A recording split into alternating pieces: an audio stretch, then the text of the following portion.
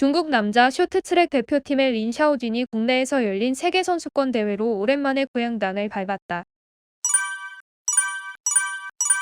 지난 2019년 6월 17일 진천선수촌 쉬는 시간 임효준은 후배 황대현의 하의를 잡아당겨 엉덩이 일부를 노출시켰다. 누군가에게는 장난으로 받아들일 수 있겠지만 장난이라는 가해자의 입장과는 달리 피해자가 심한 모멸감을 느꼈다면 가해자의 잘못이다. 이후 진행된 재판에서 임효준은 1심에서 유죄 선고를 받았지만 2020년 11월 2심에서 원심을 뒤집고 무죄를 선고받았다. 당시 노도희를 비롯한 목격자들 추가 증언과 임효준이 황대현의 바지를 잡아당기는 행위 이전에 황대현은 타 여성 선수와 엉덩이를 때리는 등의 장난을 쳤음이 드러났기 때문이다. 재판부는 황대현의 이전 행위와 관련해 임효준이 유사 동기에서 반바지를 잡아당긴 것으로 보이는데 그 행동은 성욕 자극이나 성적 목적, 추행 고의를 인정하기에는 미흡한 부분이 보인다라고 판단했다. 솔직히 당시에도 2심 이후 여론은 흔들렸고 임효준이 어떤 태도를 취하냐에 따라 뒤집을 수 있었다. 범죄 사실이 성립되지 않더라도 어쨌든 벗겼고 그 행위로 황대현이 순간적으로 불쾌했다면 임효준이 잘못한 게 맞기 때문이다. 그런데 임효준은 약 3개월 후 징계 이행 기간이 베이징 동계올림픽 기간과 겹쳐 출전할 수 없다. 다시 운동할 수 있는 방법을 찾았다고 답하며 갑작스러운 중국 비화 소식을 밝혔다.